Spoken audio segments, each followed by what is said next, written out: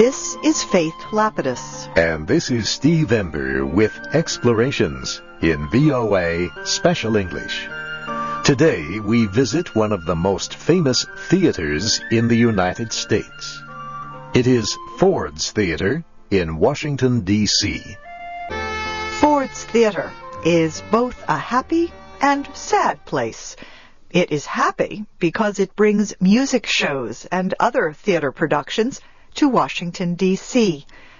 Ford's Theater is also a sad place in American history. This is where the actor John Wilkes Booth assassinated President Abraham Lincoln. Today, the theater is a living memorial to President Lincoln's love for the performing arts. It is also a museum operated by the National Park Service.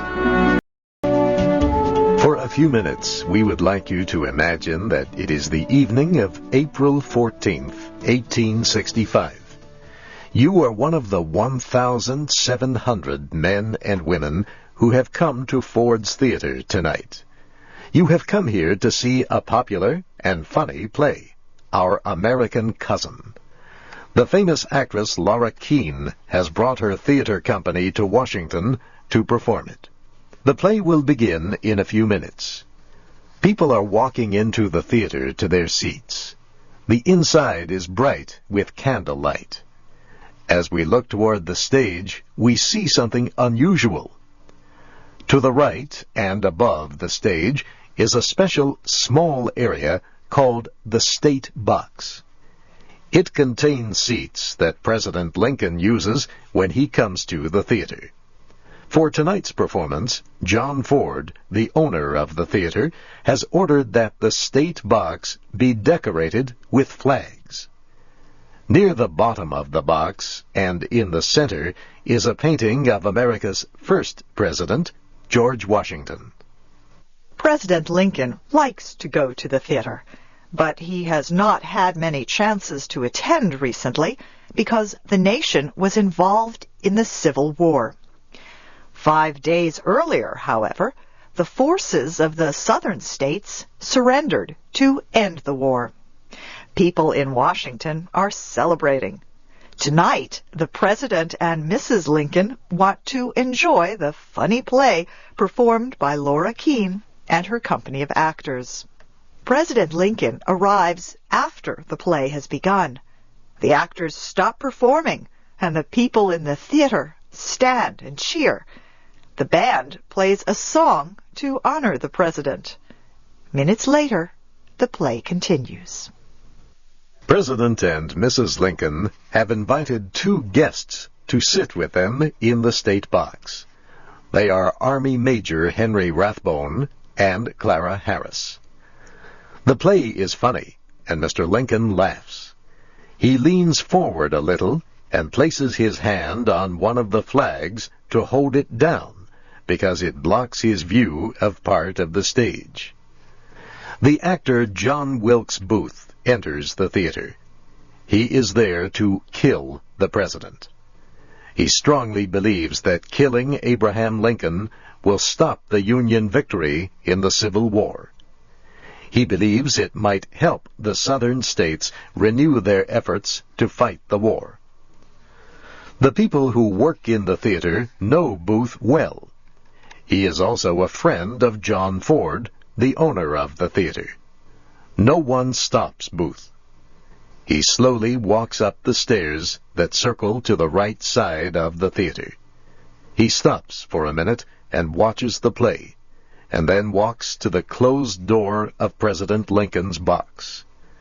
Booth listens carefully to the words of the play. He knows it very well. He has chosen the exact moment in the play when the people watching will begin to laugh. Booth quickly opens the door to the box, enters the small room, and closes the door behind him. He reaches in his pocket and pulls out a small gun. He aims it at the president. On the stage, Laura Keene and an actor are speaking lines from the play. I am aware, Mr. Trenchard, you are not used to the manners of good society, and that alone will excuse the impertinence of which you have been guilty. Don't know the manners of good society, eh? Well, I guess I know enough to turn you inside out, old gal. You suckdologizing old man-trap.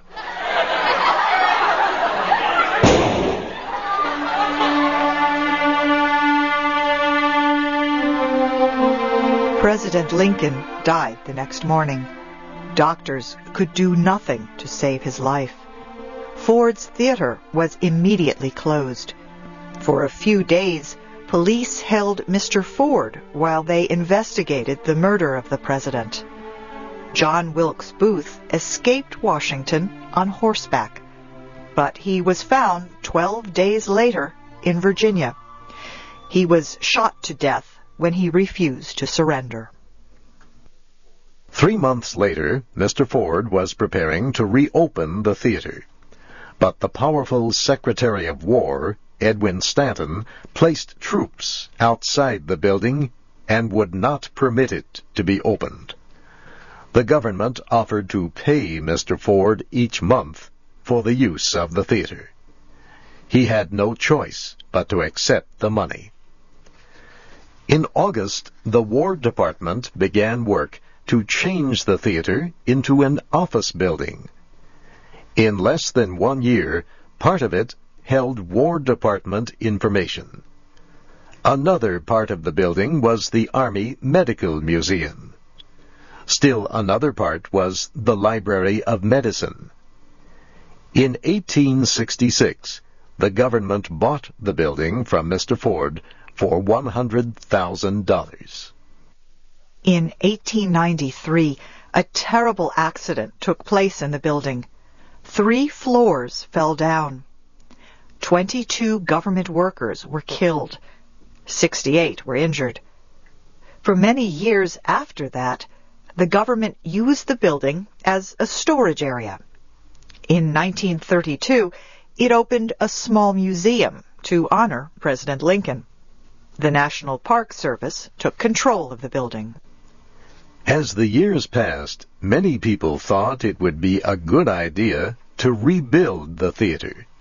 They wanted it to look as it did the night President Lincoln was assassinated. They wanted to make the theater into a memorial to honor President Lincoln. In 1946, a member of the United States Senate introduced legislation that called for rebuilding the theater. However, it was not until 1964 that Congress agreed to provide more than $2 million to rebuild the old theater. Rebuilding Ford's Theater was difficult. The building plans for the theater had been lost many years earlier. However, photographs greatly helped the rebuilding process. The police had taken many photographs of the theater and kept them as evidence during the investigation of President Lincoln's murder. These photographs included the stage, the president's special box seats, and the seating area for the public. Many of these photographs were used to help rebuild the theater to make it look like it did on April 14th, 1865. The rebuilding effort began in January 1965, almost 100 years after President Lincoln's death. It was finished in December 1967. The reopening ceremony took place on January 30th, 1968. American actress Helen Hayes walked onto the stage of the newly reopened Ford's Theater. She was the first actress to stand on the stage since President Lincoln watched Laura Keene in the play Our American Cousin. Today, Ford's Theater is a popular place for visitors in Washington, D.C.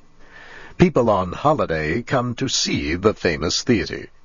Many buses bring school children to the theater to learn about President Lincoln. The small museum is under the theater. It shows the clothing Mr. Lincoln wore that night long ago. It has the small gun Booth used in the assassination, and many photographs. It also has a likeness that was made in stone from President Lincoln's face. Visitors can walk into the main theater to see the stage.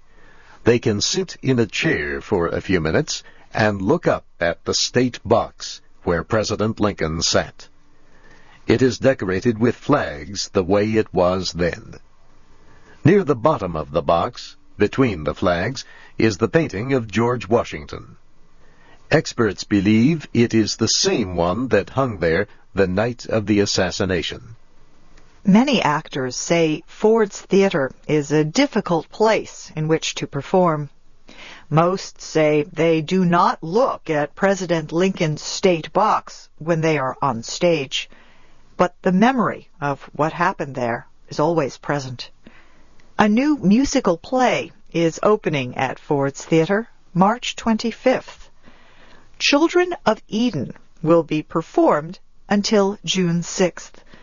It is a funny play about family relationships. It includes many different kinds of music. It is not difficult to imagine that President Lincoln would have enjoyed a play like Children of Eden. He loved going to the theater.